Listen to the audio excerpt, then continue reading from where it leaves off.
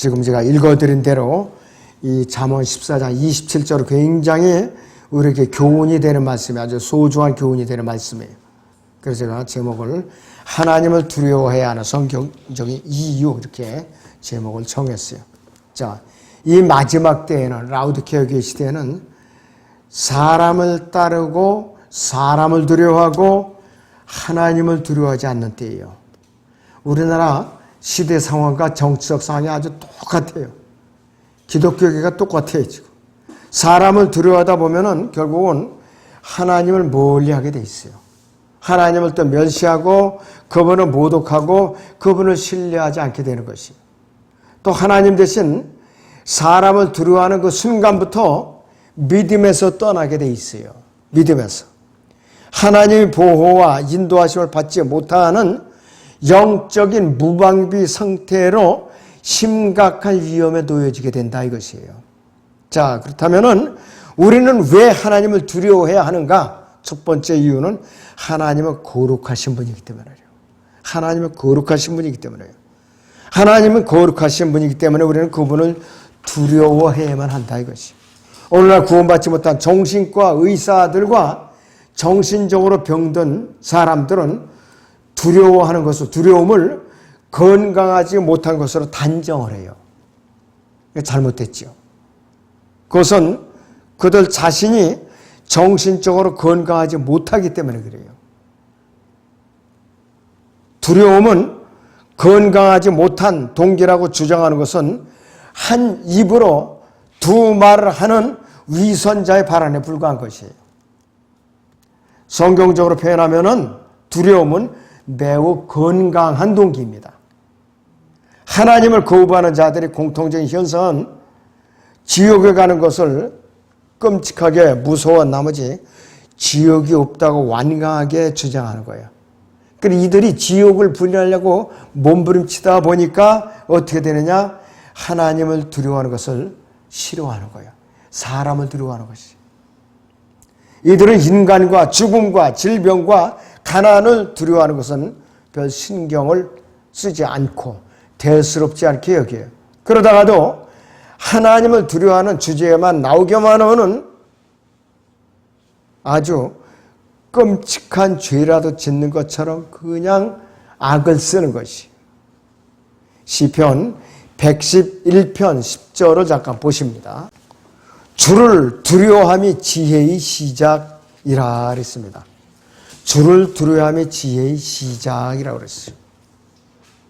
잠언에도 비슷한 구절들이 나와 있죠. 잠언 1장에 7절을 보죠. 주를 두려워하는 것이 지식의 시작이거늘 어리석은 자들은 지혜와 훈계를 멸시하느니라 그랬습니다. 그리고 잠언 또 10장에서는 이렇게 말씀을 하고 있어요. 자, 9절을 잠깐 보죠. 정직하게 행하는 자는 확신 가운데 행하나 자기 길대로 굽게 하는 자는 알려지리라. 이렇게 말을 하고 있어요. 자, 하나님을 두려워하지 않으면요, 결과적으로는 어떻게 되느냐? 사람을 두려워하게 돼 있어요. 사람을 두려워하게 돼 있다 이것이. 사람을 두려워하다 보면 어떻게 되느냐? 믿음을 갖다가 저버리게 돼 있어요. 구원받고 나서도 사람을 두려워하는 사람들이 너무나도 많아요, 지금. 너무나도 많다 이것이. 그런데 어찌된 일이지? 교훈을 줘도 하나님을 두려워하지 않고 사람을 두려워하는데 온 정력을 쏟는 사람들이 많은 것이. 그리고 잠언 10장 17절에 보면은 훈계를 지키는 자는 생명의 길에 있으나 책망을 거절하는 자는 빗나가느니라 그랬습니다. 그리고 잠언 9장 10절에서는 주를 두려워하는 것은 지혜의 시작이라고 했어요. 잠언 9장 10절에서 주를 두려워하는 것이 지혜의 시작이요 거룩한 이에 대한 지식은 명철이니라 이렇게 말씀을 하고 있습니다. 하나님께서는 무소부지하신 분이에요. 또 전지전능하신 분이에요. 그분은 모든 것을 다 아세요. 인간의 모든 것을 감찰하시는 분이에요. 모든 것을 또 보고 계시오. 또 모든 것이 계셔요. 또 영원하신 분이 스스로 존재하시고 어디서나 장소의 구애를 받지 않고 무소부재하신 분이에요. 또 영원토록 변치 않는 분이지. 그렇기 때문에 인간은 하나님의 임재 앞에서 어떠한 곳으로도 피할 수가 없어요. 아담이 선과 그 지식의 나무를 열매를 따먹었을 때에, 범죄했을 때에 아담아 내가 어디 있느냐고 물어봤을 때에, 하나님께 물으셨을 때에 내가 하나님이 두려워하여 숨었나이다 그랬죠. 무화과나무 잎으로 아무리 치마를 엮어서 가려봤자 그거는 임시로 손바닥으로 하늘을 가리는 게 불가하다 이것이. 숨을 데가 없어요 사람은. 하나님이 지극히 위대하시면 우리에게 그분을 그래서 두려워하게끔 만드는 거예요. 신명기 10장 12절에서는 이렇게 말씀하고 있습니다. 이제 이스라엘아 주 너희 하나님께서 내게 무엇을 요구하시느냐? 오직 주 너희 하나님을 두려워하고 그분의 모든 길로 행하고 그분을 사랑하며 네 마음을 다하고 네 혼을 다하여 주 너희 하나님을 섬기며 그렇게 말씀을 하고 있어요. 자, 그리고 신명기 10장에 17절에서 18절을 또 보시면 이는 주 너희 하나님은 신들의 하나님이시며 그랬습니다. 신들의 하나님이시며 주들의 주시며 위대하신 하나님이시며 능하시고 두려우신 분이시며 사람의 외모를 개의치 아니하고 뇌물을 받지 아니하시니 그는 아비 없는 자와 과부를 판단하시며 타국인을 사랑하시어 그에게 음식과 의복을 주시니라 그랬습니다. 이와 같이 하나님께서 이 세상의 모든 수만 가지의 잡신들보다 비교조차 할 수 없는 절대자이세요. 그리고 거룩하신 분이에요. 그러므로 우리는 하나님만을 두려워해야 돼요. 왜 우리는 하나님을 두려워하는가? 두 번째는 하나님을 그분의 선하심 때문에 우리는 하나님을 두려워해야 되는 것이요.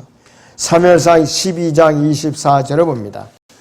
너희는 주께서 너희를 위하여 얼마나 큰 일을 행하셨는지를 생각하고 오직 주를 두려워하고 너희의 마음을 다하여 진리로 그분을 섬기라. 그러나 만일 너희가 여전히 악하게 행하면 너희와 너희 왕이 다 진멸되리라고 하더라 했습니다. 하나님의 선하심은 우리에게 그분만을 두려워하도록 하는 동기인데 그 이유는 뭔가? 우리가 하나님 앞에 전려 은혜와 진리를 얻을 자격이 전혀 없는데도 불구하고 그분이 선하심으로 인해서 우리에게 은혜와 자비를 베푸셨어요. 필요한 때 또 도우세요. 우리가 구원받은 것도 전적으로 그분의 은혜로 구원받은 거예요. 그래서 사도 바울은 신약에서 이렇게 말하고 있어요. 이 로마서 11장 22절에서는 사도 바울은 우리에게 이렇게 경고하고 있어요. 그러므로 하나님의 선하심과 준엄하심을 보라. 넘어지는 자들에게는 준엄하시니 만일 네가 그분의 선하심에 머물면 그 선하심이 너에게 있을 것이나 그렇지 않으면 너도 꺾이리라 이랬어요. 이스라엘을 두고 말한 것이. 그래서 하나님의 선하심을 보라고 말한 동시에 그분의 준엄하심을 보라고 경고하고 있는 것이에요. 만약 우리가 하나님의 선하심 안에 머물지 않고 불순종하면 하나님의 징계가 따르게 돼 있어요. 하나님의 징계는 한번 내려지면 피눈물 나게 아주 힘든 것이에요. 우리는 왜 하나님을 두려워해야 하는가? 세 번째 이유가 있죠. 하나님의 용서하심 때문에 우리는 하나님을 두려워해야 되는 것이에요. 시편 130편 4절에서는 이렇게 말씀하고 있어요. 그러나 용서하심이 주께 있으니 주께서는 두려움을 받으시리다 그랬어요. 용서하시는 분이기 때문에 우리는 그분을 두려워해야 된다 이것이. 만약에 하나님께서 우리가 죄를 짓는 대로 형벌을 가하고 행위대로 지옥을 보내버린다 하면은 이 보통 일이 아니죠. 보통 심각한 일이 아니에요. 여호수아도요. 하나님이 역사들을 뒤돌아보면서 하나님께서 이스라엘 민족을 출애굽 이제 과정에서 어떻게 놀랍게 역사하셨는가, 백성들을 어떻게 돌보셨는가, 그분을 두려워하도록 백성들에게 가르치고 있어요. 가나안 땅에 들어와서는. 여호수아서 4장 24절에서 여호수아는 백성들에게 이렇게 교훈을 하고 있어요. 이는 땅의 모든 백성으로 그랬어요. 주의 손이 강력하심을 알게 하려는 것이며 그랬어요. 너희로 주 너희 하나님을 영원히 두려워하게 하려 함이라 하더라, 이렇게 말씀하셨습니다. 주 너희 하나님을 영원히 두려워하게 하려 함이라 그랬어요. 일시적이 아니라 영원히 들어오게 한다 했어요. 우리는 왜 하나님을 두려워하는가? 네 번째 이유가 있어요. 다가올 무섭고도 두려운 심판 때문에 하나님을 두려워해야 되는 것이요. 우리는 구원받지 못한 죄인들을 향한 다가올 무서운 큰 백보자 심판 때문에 하나님을 두려워해야 되는 것이요. 요한계시록 14장 7절에서는 이렇게 말하고 있어요. 하나님을 두려워하며 그분께 영광을 돌리라 그랬습니다. 이는 그분의 심판의 때가 이르렀습니다, 이렇게 말하고 있어요. 그분의 심판의 때는 백보자 심판의 때예요. 바로 수많은 사람들이, 이 시대의 수많은 사람들이, 인류 역사상 수많은 사람들이 하나님을 두려워하는 대신에 사람을 두려워해 왔어요. 참으로 하나님을 두려워하는 사람에게는 사람은 전혀 두려움의 대상이 되지 않았어요. 그러나 사람을 두려워하는 사람에게는 하나님에 대한 두려움이 없어요. 전혀 없어요. 오늘날 모든 사회악의 근본적인 문제는 어디에 있는가? 오늘날 사회악의 근본적인 문제는 바로 그들이 눈앞에 하나님을 두려움이 없기 때문에 사회악이 이렇게 들끓고 있는 것이에요. 하나님에 대한 두려움이 없는 곳에는 하나님에 대한 두려움이 있는 곳에는 사람에 대한 두려움이 없어요. 마태복음 10장 28절을 보셔요. 뭐라고 경고하고 있는가? 자, 거기에 보면은 아주 무서운 경고의 말씀이 있어요. 또 너희는 몸은 죽여도 혼은 죽일 수 없는 자들을 두려워하지 말고 오히려 혼과 몸을 모두 지옥에서 멸할 수 있는 그분을 두려워하라. 하나님만을 두려워하라 이것이. 사람의 몸은 수백 명, 수천 명, 수만 명 죽일지라도 혼은 지옥에 보낼 수가 없어요. 그런다 하나님께서는 몸과 혼을 동시에 지옥에 보낼 수가 있거든요. 교리적으로는 이것이 대환란과 지상왕국 때 해당이 되는 것이에요. 그렇잖아요. 영적으로는 우리가 적용할 수 있어야 복음을 전할 때요. 자, 이 시대의 독재자, 어떤 독재자도 몸은 수없이 죽여도 사람의 혼은 이제 지옥에 보낼 수가 없어요.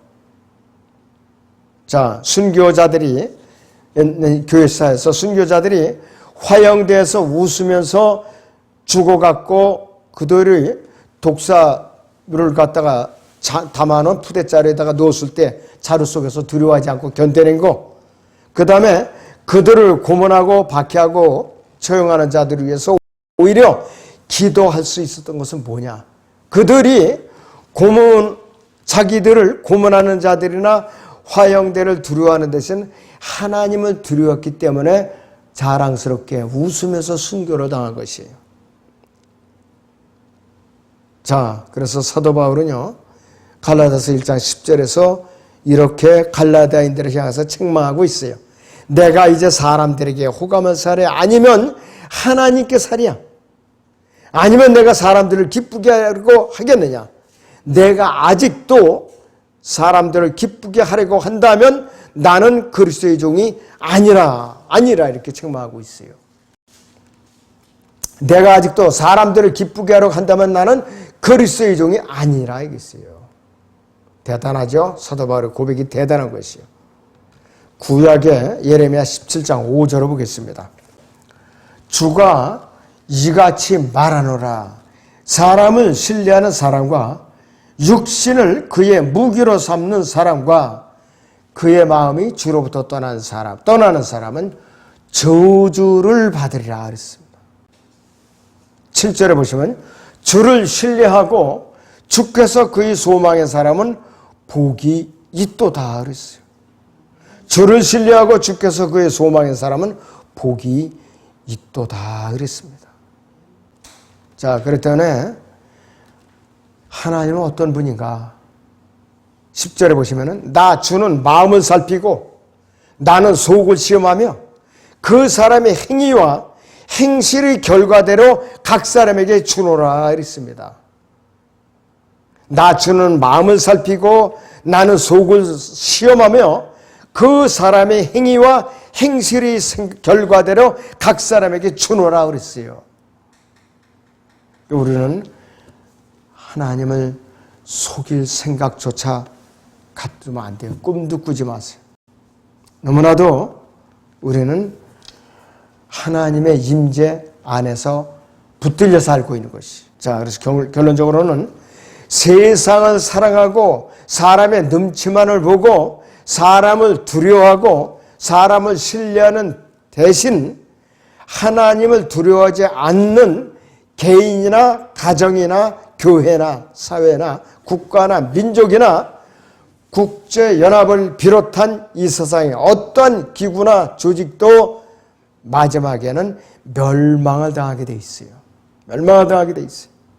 우리는 진정으로 하나님을 두려워하는 삶에서 잠시라도 떠나지 않도록 깨어 있어야만 비로소 하나님의 보호하심과 그분의 인도하심을 받고 그분의 능력을 진정으로 맛볼 수가 있습니다. 네, 기도하겠습니다.